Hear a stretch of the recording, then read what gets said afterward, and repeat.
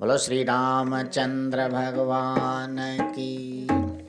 जेको राम नाम गुण गाईंदो ओ भाग पंहिंजे खे ठाहींदो। जेको राम नाम गुण गाईंदो ओ भाग पंहिंजे खे।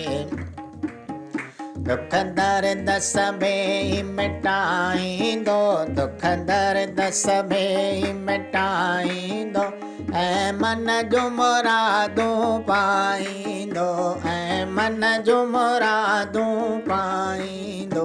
जेको राम नाम गुण गाईंदो ओ भाग पंहिंजे खे ठाहींदो। जेको राम नाम गुण गाईंदो ओ भाग पंहिंजे खे ठाहींदो।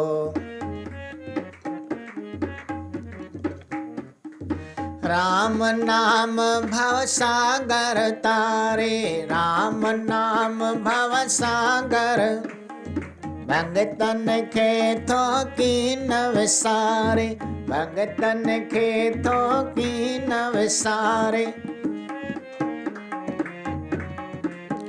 जेको चित चरणन में लाईंदो ओ भाग पंहिंजे खे ठाहींदो। जेको चित चरणन में लाईंदो ओ भाग पंहिंजे खे। जेको राम नाम गुण गाईंदो ओ भाग पंहिंजे खे ठाहींदो। राम नाम गुण गाईंदो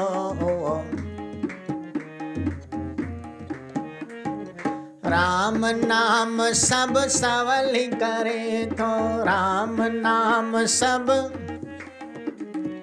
हाली झोलियूं सब जूं भरे थो, हाली झोलियूं सब जूं भरे। प्रेम सां वेही पुकारींदो ओ भाग पंहिंजे खे ठाहींदो। जेको प्रेम सां वेही पुकारींदो ओ भाग पंहिंजे खे ठाहींदो। जेको राम नाम गुण गाईंदो ओ भाग पंहिंजे खे ठाहींदो। जेको राम नाम गुण गाईंदो ओ भाग।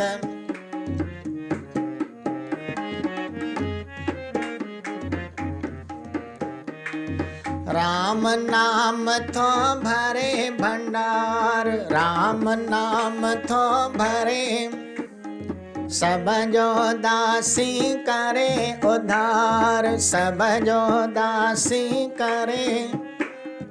राम नाम थो भरे भंडार, सब जो दासी करे उधार, सब जो दासी। जेको सिक सां उनखे संभारींदो ओ भाग पंहिंजे खे ठाहींदो। जेको सिक सां उनखे संभारींदो ओ भाग पंहिंजे खे ठाहींदो। जेको राम नाम गुण गाईंदो ओ भाग पंहिंजे खे ठाहींदो। जेको राम नाम गुण गाईंदो ओ भाग पंहिंजे खे।